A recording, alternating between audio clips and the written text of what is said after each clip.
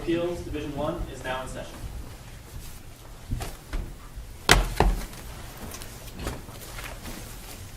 Good morning. Please be seated.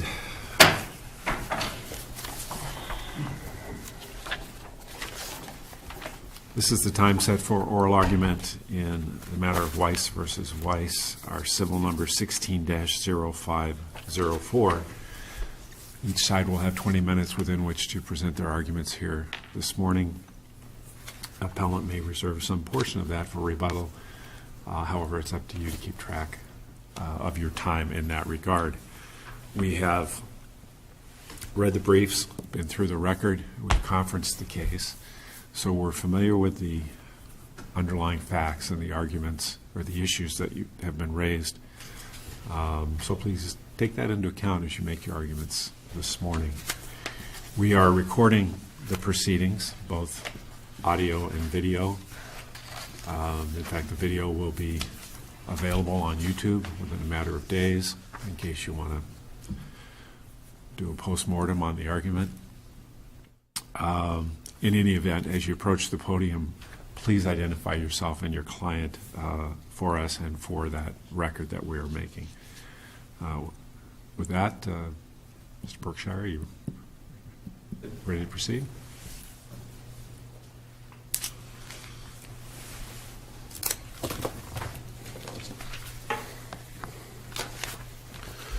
May it please the court, Keith Berkshire for the appellant, Kimberly Weiss. Our position is that this case procedurally from start to finish is simply kind of a mess. It started with the appointment sua sponte of a retired judge who hadn't done family court in 15 years. That judge then that special master then misinterpreted the decree using the party's intent in violation of Zale.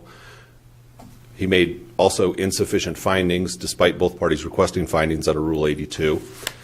And then the trial court modified whatever those findings were to different findings in violation of Rule 72, where they can't modify factual findings unless they're clearly erroneous.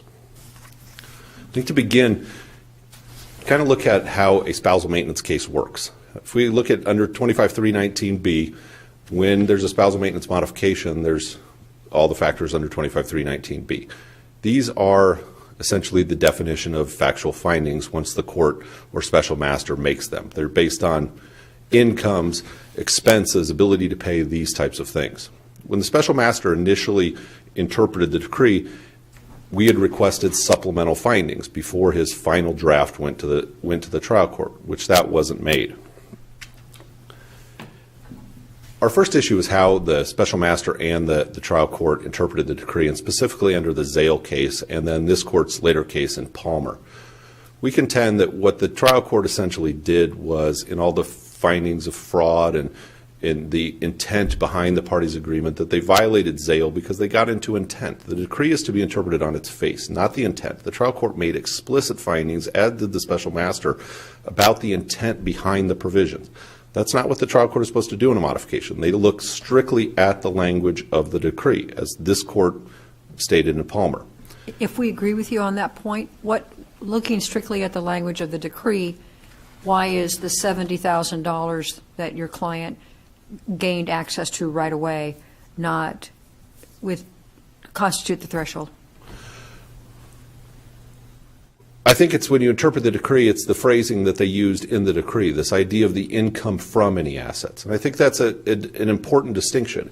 And number one, even if it didn't say this, even if the decree didn't say income from, that's what the law is. All of our cases talk about that income for spousal maintenance and child support purposes has to be repetitive income. The Cummings case out of this court, where it has to be a repetitive gift of income. You got Strait and Muchesko and Burnett, all these cases, a one-time capital gain isn't enough. A one-time insurance payment isn't enough. So even if that was $76,000 that she received, what's the return on investment on that? Let's even call it a generous 5%, 7%. We're talking a matter of $3,000 a year. So the idea of the income from assets received. So if she inherited $1 million, okay, 3%, that might satisfy the threshold. But inheriting $70,000 and losing $100,000 of spousal maintenance, can't be the test. I mean, she essentially received less money in inheritance than she lost in spousal maintenance in totality, which then gets you into the burning up your nest egg argument. So as far as the interpretation, Judge Johnson, it is that. It's this idea that it's income from. And the other side of that is when interpreted, she didn't receive the money. I mean, one of the interesting parts, I think, in the trial court's minute entry is, I don't know if I want to call it an acknowledgement or an instruction, but to basically break the law in regard to the trust. The court makes a comment saying, well, what's the worst, your kids sue you? I mean, we have a judge basically saying, I don't care what the trust said because the kids are the only other beneficiary, and what are they going to do, sue you? Well, yeah, they're beneficiaries, doesn't matter who it is. I mean, it could have been, the Humane Society. Of course they could sue her. The terms of her father's will are, and trusts are, it's not money that she got. And there were cases earlier this year from this court Division 2 that talked about you have to receive the money and it has to be an ability to use it for expenditures. That's not the case here. The money was earmarked for, as per her father's will, it was earmarked for other purposes. It isn't available for an expenditure on her everyday living expenses. So that's where we think the interpretation issue is in that argument. And it's clear that the court utilized intent. I mean, I counted the findings. I forget how many there were. There were 5 to 10, which says the parties intended, the parties negotiated, the parties intended. I mean, this is exactly what the Supreme Court and this court later in Palmer said you can't do. So we think that's, I mean, if the court finds that, then the case has to just be, I mean, short of the court finding that this isn't income at all, then the case would be dismissed. But otherwise, it would have to be sent back for a new trial on if the intent wasn't to be used. Moving to the adjustment that the special master made, in which the trial court overruled on the amount of spousal maintenance, your client wanted the master to make an express finding that her expenses were $12,000 a month? Correct. So what happened in the case is the master sent out a draft.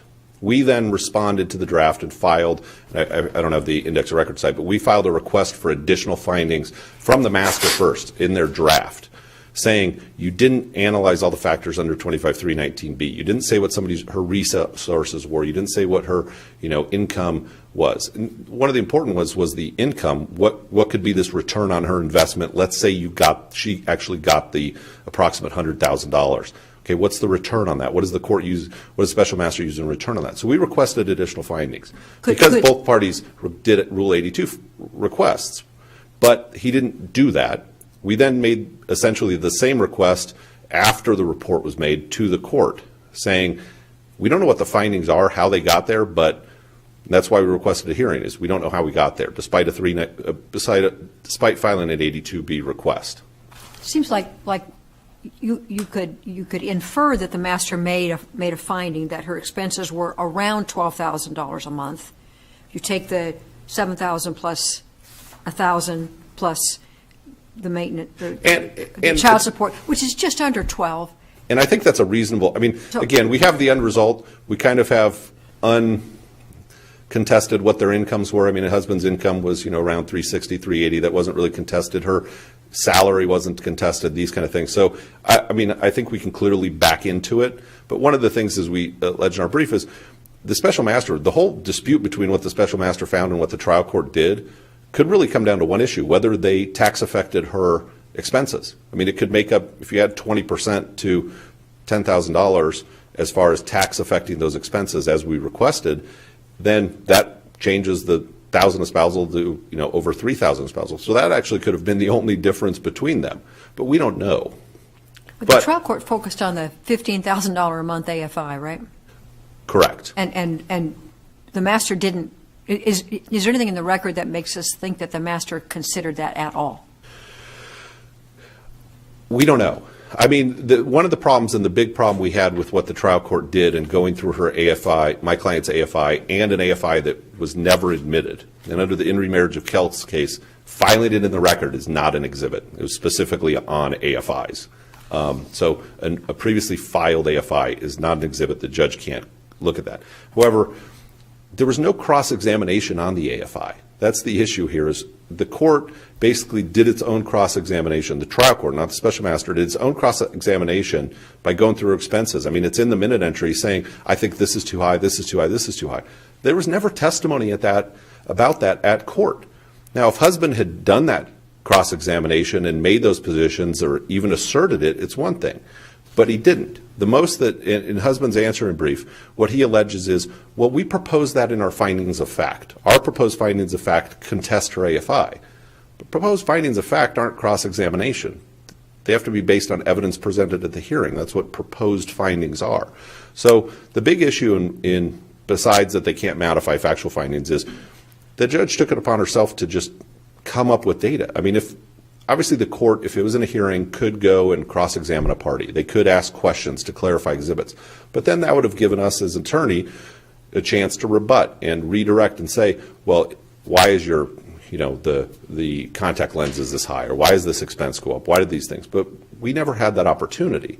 And so that's the big issue here, is whatever the special master found, and I'd agree, Judge Johnson, that, I mean, we can kind of back into the number that he found for her reasonable expenses because of the spousal leave awarded. Whatever he did find for her reasonable expenses, the trial court clearly modified. And interestingly enough, is that when we filed our objection to the special master report, husband responded, albeit late. And the trial court did not consider husband's response to our objection. But interestingly enough, if you go into his response to our objection, he calls what the special master did factual findings about need and expenses. But here they're not taking that position. Now it's, their proposed findings were good enough. So at the trial court level, they said, no, these are factual findings. The special master did his job. Now they're not. Does the trial court, in overruling a master's recommendations and report, need to say, I find this to be clearly erroneous, I find that to be clearly erroneous? Does the court have to use those words? I don't think they would have to. I mean, I think there'd have to be some assertion of some kind, especially when we requested specific findings of why the special master was wrong or something, which the court didn't do. I think there has to be something more than what was done. But the bigger issue was there was no testimony or evidence presented on anything that the trial court found was improper. They didn't present anything. There was no cross-examination of any kind on the AFI. I mean, husband didn't even, during the special master hearing, he didn't pick it up and say, there would have been if he would have said, her food's too high, this is too high, this is too high, this is too high, but they didn't even assert that position in any form of evidence or testimony. So for the trial court to just go out and do it on its own, beyond the issue that they're modifying a factual finding, they shouldn't be doing their own investigation and so forth when, frankly, no one's on notice of that type of issue. I've got a question on the fee award when you're ready to turn to that. Shoot. What do we know about, or what does the record tell us about the body of evidence or circumstances that the special master considered in awarding fees against your client versus what the trial court used in awarding fees against your client? Is there a Venn diagram, or are they exactly the same? Obviously, I don't think they're the same to some extent. Our problem, as we pointed out in our brief, was the trial court initially made these findings about that they were denying fees on certain items, and then basically on these discovery issues in one of the earlier minute entries, and we cite that in our brief, and then goes back and basically changes that without any notice and says, no, I think all this is improper. And again, the trial court made all these factual findings that weren't in the record, or there wasn't testimony about, or there weren't cross-examination about in those things. The special master in itself, we think the fee award is improper because, again, it gets down to the intent argument. The special master and the trial court both clearly found that our argument that this, about the negotiations, that none of that stuff should come in and the intent shouldn't come in, and that my client's father can change his will anytime he wants because, well, he can. It's his money, not hers. That was clearly part of the attorney's fees award, that us taking that position, and the court finding our unreasonable, finding that Kim was unreasonable, was in these issues about the intent and the negotiations and so forth. Frankly, when you read this minute entry, especially the trial court minute entry, it really looks like a ruling on a Rule 85C fraud claim. I mean, that's what the findings are. I mean, they didn't plead that, but that's what this looks like. It looks like the trial court was trying to find a way to use fraud to basically set aside the old order. Well, you intended this. I'm going to change it so that the original order is basically modified because this is what you intended. I don't care what the language says. This is what you behind the scenes. And that's, again, specifically what's prohibited in Zale. And I want to touch briefly on the appointment originally as well. This was right prior to trial. When Father requested additional trial time, this is when the trial court appointed the special master on their own motion. And the process behind this, there's a claim obviously that we waive all this because we didn't make objections. The issue is, how do you? The trial court does it and says submit a blind list. How do we oppose somebody on a blind list that What do you mean a blind list? What happened here is the trial court says, if you guys don't agree to a special master, submit a blind list of 4 names. What that means is husband you pick 2, wife you pick 2, and you put them in alphabetical order to us so that I don't know who picked who. That's what the trial court order was. So how do you object? If I object, it's not a blind list. And so we had no ability to object to Judge Aceto. Admittedly, even on his own website, doesn't even list family law. And no disrespect to him, but the idea of the rule is that you have somebody in such a specialized area of practice. This is the irony here, is the judge says, I want to kick this out to somebody else because they're so specialized in this area, but then modifies everything they do because evidently the judge knows how to do it at that point, even though they kicked it out, which doesn't make any sense. And interestingly also, because of 2 of your brethren, judges can't do this anymore. Rule 72 changed. I mean, Judge McMurdy and Judge Swan did the petition that changed this rule, that you no longer can, again, we're under the old rule, but you no longer can, so judges can't on their own motion appoint special masters unless one of the parties agreed.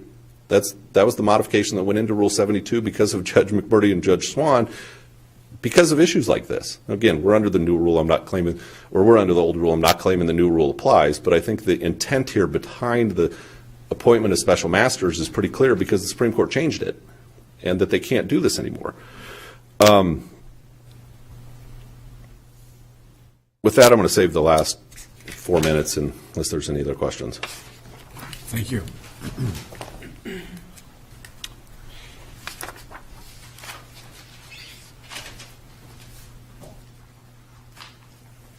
Good morning, Your Honors. I know I probably shouldn't say this, but I feel compelled to say that I'm just not one of those attorneys who loves being before the Court of Appeals. Although I understand that your clerk loves it. We had a nice discussion ahead of time. So if I appear nervous or I speak too quickly, please forgive me and ask me to slow down. Also, being caffeinated probably doesn't help my speed of speech. But with that, starting with the first or the last issue that Mr. Berkshire just mentioned, how do you object when a judge does something that you think is going to deprive your client of a fair trial or increase her expenses? The answer is you file a motion. And it's exactly the same position that we were in when the judge said, I'm going to send this case to a special master. We had the option. We discussed it. Do we want to tell the trial court that we don't think she has grounds? Or do we want to tell her that we don't want to bear the expense? Do we want to do anything to object to this being thrown over to the special master? We knew that if we did not object, we were going to have to live with going to a special master, including paying at least a part of the expenses and dealing with whatever it was the special master did. The arguments that Mr. Berkshire, who was not counsel of record in the underlying hearing, the arguments he makes about shouldn't be able to farm it out, all the arguments he makes, the order not being exactly specific, all of those could have been made at the trial court level so that this particular trial court judge, and God bless them, they have difficult jobs, this judge could have said, oh my gosh, my clerk didn't fill in the appropriate thing. I'm going to redo that order now. I'm going to be more specific about what exactly needs to go to the special master. Or the trial court could have said, here's why I think you do go to the special master, but you're right, the statutes don't allow me to force it. The judge could have done any number of different things, but by not bringing it up, really hamstrings the judge later on. Similarly, this blind list thing, I think, is a red herring. Once the judge selected former Superior Court Judge Aceto to be the special master in the case, at that point, Ms. Weiss was completely free to research the judge, to say she didn't like his qualifications. There was no such argument made whatsoever. So now, after she doesn't get the result that she likes, we're finally hearing for the very first time that it shouldn't have been set to the special master and that the judge somehow abused its discretion.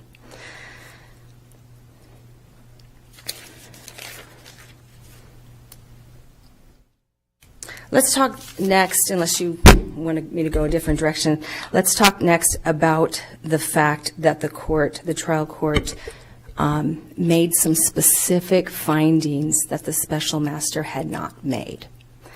Again, I submit to you, what was this trial court supposed to do when Ms. Weiss's counsel repeatedly said the special master did not make specific enough findings or support its conclusions? Said it in several different times. Once when the potential order was sent about, they said this is not specific enough. Then once the court, once the special master submitted it to the court, they again said there aren't specific enough findings. So what this trial, yes? Was the Superior Court not required to make a specific finding that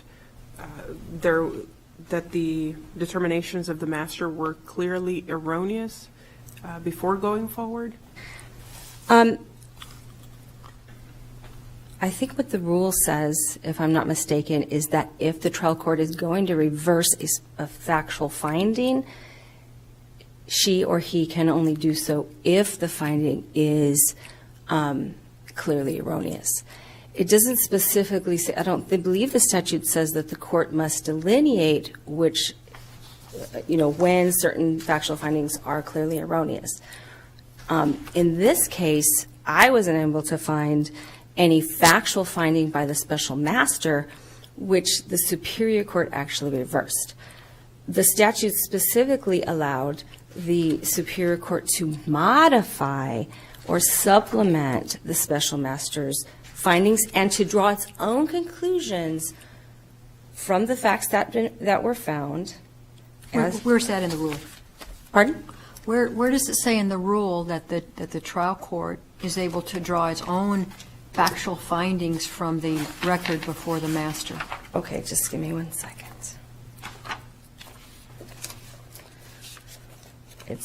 I believe it's Rule 72. Let me find the quotation.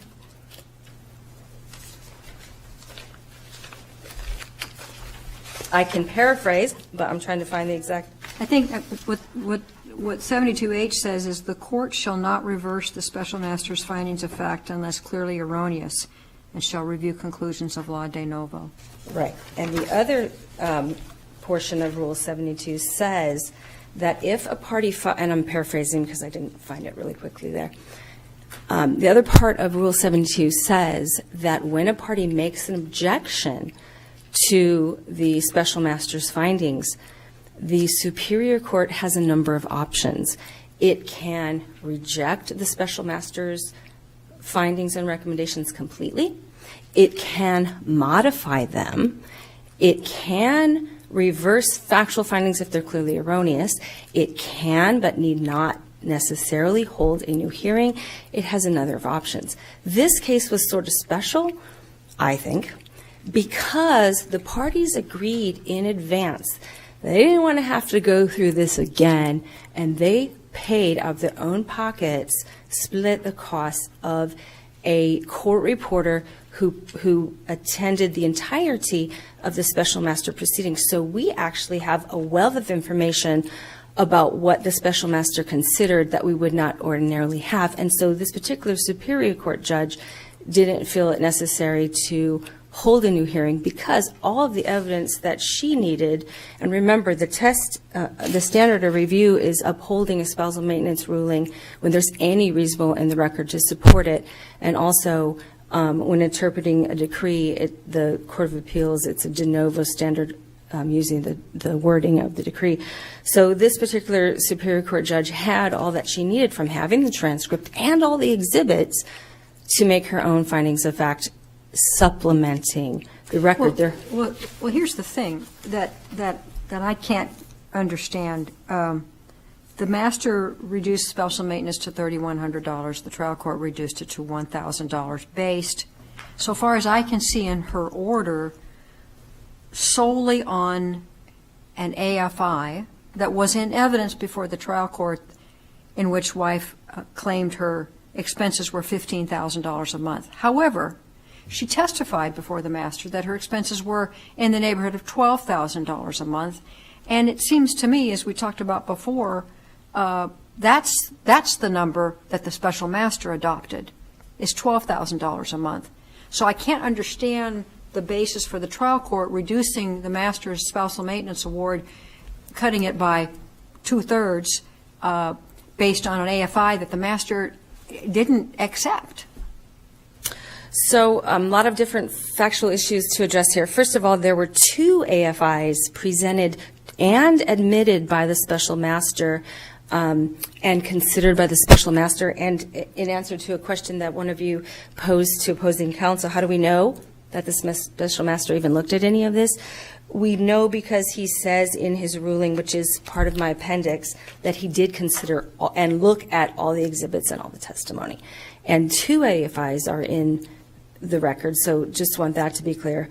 I don't think there's any real argument here that the Superior Court judge based her ruling on some older one, but in fact she based her rulings on the 2 that have been admitted.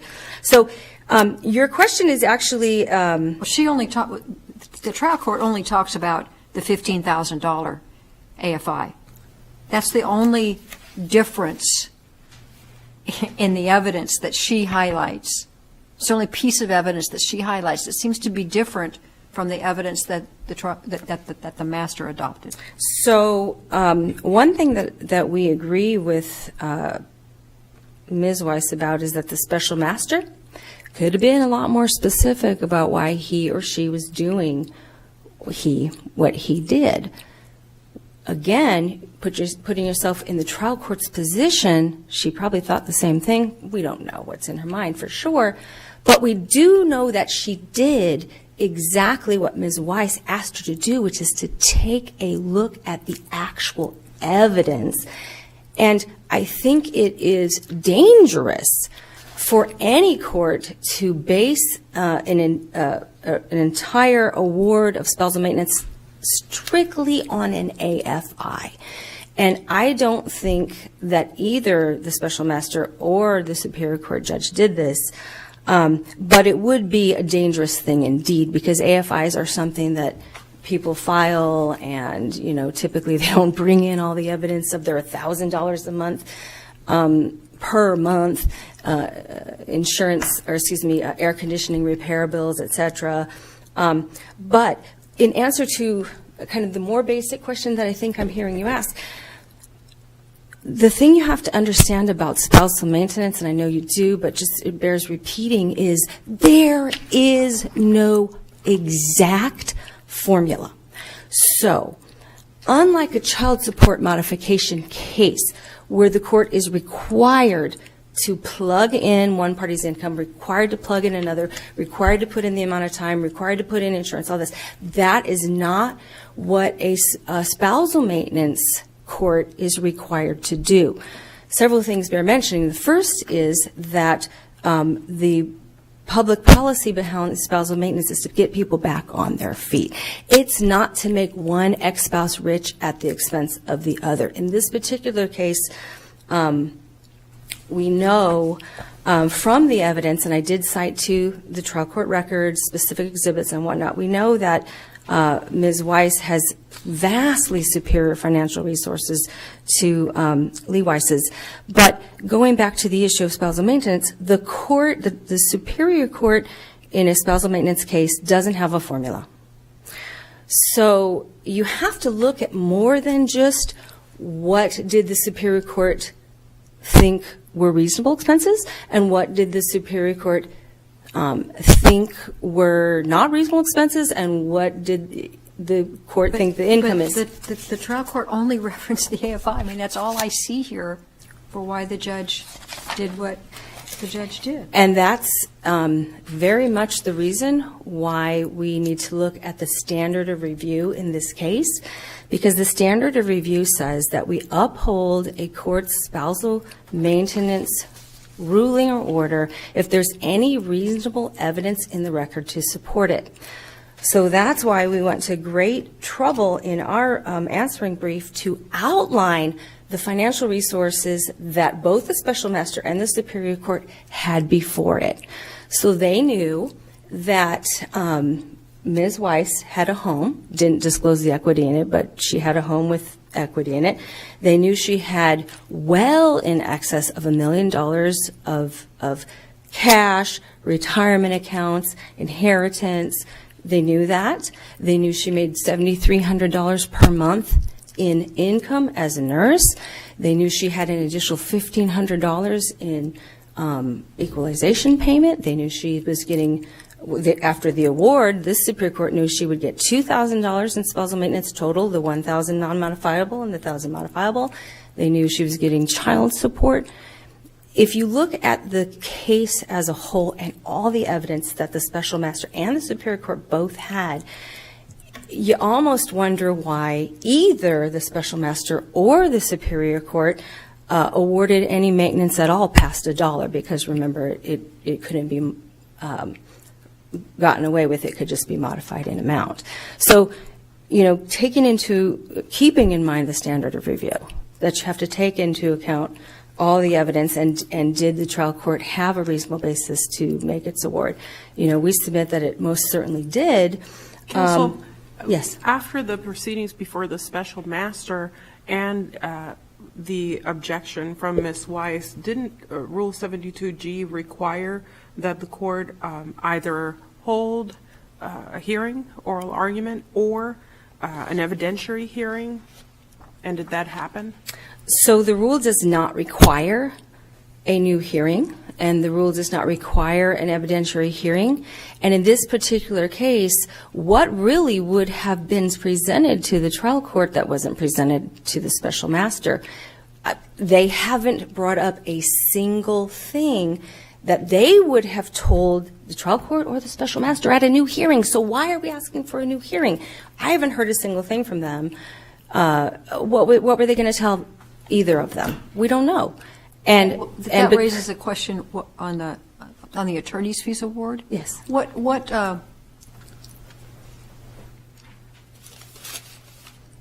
supported, or what basis was there for the trial court to find that the award of attorney's fees that the master ordered was clearly erroneous? Well, I think that the court applied the law, ARS 25-324, and came to a different conclusion about what the number should be. I don't think that there was a science behind what the special master said, $20,000. I think the special master considered the positions of the parties, the unreasonableness of Ms. Weiss's positions, and the discrepancy in employment income, and made a discretionary judgment call, applying the law to the facts. Do you think that the evidence of the unreasonable conduct, or unreasonable conduct and unreasonable positions that that husband contended that wife had adopted in the case, do you think that evidence was the same before the trial? Before the special masters, before the trial judge? In other words, in considering the same question I asked Mr. Berkshire about the Venn diagram, was the same basket of information I understand. available? Took me a minute, but I understand what you're saying. So I would have to say that most definitively that the trial court actually had a lot more information about the reasonableness or unreasonableness of Ms. Weiss's positions and conduct than the special master did, because there was some discussion in front of the special master about the conduct of Ms. Weiss and what had happened. But the trial court, same judge, is the same one who considered each and every discovery dispute, each and every motion to compel. This trial judge had unique and specific knowledge supported by factual information. I think that's super important, too. This judge didn't just go, I don't like how this kind of sounds. I just think this has been some unreasonable positions. No, this judge had before it excerpts from deposition testimony, failures to answer question, experts from other depositions where, despite her court order saying that you must allow so-and-so to testify about something, Ms. Weiss, attorney, says, better not do it. So is the trial court in that instance allowed to conduct what sounds like a de novo review of the facts supporting an attorney's fee award, as opposed to deciding that the master erred in its conclusions of law? I don't think that a de novo review is what was done. Sounds like the way you were describing it, that's exactly what it sounded like. Well, in this particular, in most instances, I think that it's actually after a trial that a trial court will typically make an attorney fee award. Well, maybe a different way to ask the question is, was there anything? Get some water. Sure. I'm hugging them. I'll just ask the question while you're getting that. Is there anything in the trial court's ruling where the court explains why, in its opinion, the special master's calculation of the fee award was erroneous or clearly erroneous? The court does not, as far as I recall, specifically say that the fee award was erroneous or clearly erroneous. But I think that the way I've always viewed it is that there are underlying facts, and then there is an application of the law. I think the Superior Court judge applied the law, taking into account the unreasonableness of her positions and the disparity in income, and felt that the application of law required a higher fee award. And she did specifically state that, and she listed out many of the things that Ms. Weiss had done which were unreasonable, and she did specifically state that it was because of the disparity in the earning ability of the parties that she didn't make the award even more. I think she signaled pretty clearly to the Court of Appeals and to the parties that she was very cognizant of the positions taken by Ms. Weiss and felt them very, very inappropriate. And of course, we had been arguing that all along, submitting deposition transcripts, submitting motions, having oral arguments. So we don't think it was a factual overturning at all. We think it was an application of the law because the facts remained the same. She moved to dismiss the petition from the beginning, et cetera, et cetera. So. All right. Thank you, counsel. Wow, that was fast.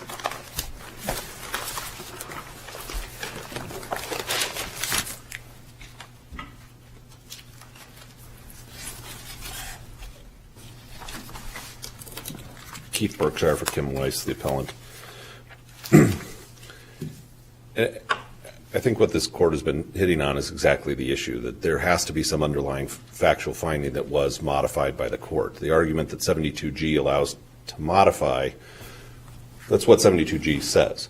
Then you go to 72H that says you can't modify factual findings unless they're clearly erroneous. So those two have to be read together. Just us filing the objection doesn't, throw the baby out with the bathwater here. It's 72H still has to be read that the findings have to be clearly erroneous. It's interesting that during husband's portion of the argument that counsel says that they agreed that the findings made by the special master should have been more specific, because that's exactly the contrary position that they took at the trial court level when they responded to our objection. They said, no, they're all fine. You don't need to make any more findings. That everything was clear enough. So then when the court rules in their favor and modifies everything, they weren't specific, evidently. It's also interesting they say that it's dangerous to base the award just on an AFI, which is exactly what the court did here, which is just the one piece of evidence. I'm going to get to this idea that there's no exact formula. Correct. Spousal maintenance is not an Excel spreadsheet like child support is. However, it is, in essence, a formula. You determine what their need is. The first thing under 25.319B1, the lifestyle of the parties. You determine their reasonable need. There is a formula. Now, is it down to the dollar amount because you're estimating reasonable expenses and your ability to pay and these things? It might not be down to the penny, but the idea behind spousal maintenance is to make up the deficiency between what they make and what their need is. I mean, that is the case law is all clear that that's what they're to look at. They're supposed to approximate the standard of living and give them enough support to support themselves. So, while there isn't a Excel spreadsheet that calculates it and looks at tables, it is essentially a formula. And that's what the special master, even though they didn't make those specific findings by saying wife's reasonable need was $12,000 or $12,100 or whatever, or the finding that it was tax affected or her expenses were tax affected, as you'd have to, there's something implicit there. And that was the basis of our objection was we don't know what they said. We wanted a hearing to clarify what all this was, but there still is some sort of factual finding there based on what the need and what the ability to pay was. So if the court modified that, they implicitly modified a finding, whether that finding was on the record or not. Now, if we hadn't filed a Rule 82 and they hadn't also filed a Rule 82, maybe the court wouldn't have had to do something. But here, the court should have made, or the special master should have made more specific findings, because that is the key factor when you do a spousal maintenance case. Also, the standard here, this isn't a spousal maintenance case from the trial court. This is the trial court's review of a special master decision. The standard isn't abuse of discretion. Did the court err in following the rules? That's a de novo review of whether the trial court erred. The trial court didn't do the spousal maintenance trial. Special master did. They reviewed it. I do want to get back to the intent with my last 40 seconds here, which is the big issue in this case was that the special master and the trial court went behind the scenes on the decree. Decrees are judgment. They are not subject to interpretation. They're not subject to intent. So while this court can easily overturn what the trial court did and potentially just adopt the special master report, but the special master still committed error by utilizing all of this intent behind it. Half the testimony, we objected again and again, half the testimony here was about what they thought, what they intended when they came up with this. Well, she was going to get the money, so then the spousal would go away and these things. That's all intent behind the order. This isn't a contract. It is an order that doesn't get interpreted that way. I have one final question. This is going to be real simple. On the tax effect issue, what's the case that says that's we the talked spousal about a case maintenance? in Thomas. Thomas? Okay. I mean, I think it's That's the big spousal thing. maintenance is kind of common knowledge is taxed. But Thomas talks about the tax effect in a child support case that they'd have to consider. But in our pretrial and our objection, we discussed that her deficiency is X dollars, or if you tax affect her expenses, it's X dollars. Because spousal maintenance under the IRS code is income. So And Thomas is the case that says we need to consider the tax affected. It was on a Okay. child support case where they were receiving income that wasn't taxed, and so the court said we have to tax affect it to go higher because that income wasn't taxed. Therefore, under the guidelines, you would normally consider taxed income, so they affected it that way. But it was income for child support purposes, not spousal. Thanks. Thank you, counsel. We appreciate the arguments here this morning, as well as the briefs that were submitted in this matter. We'll take this case under advisement and issue our written decision in due course. With that, we are adjourned.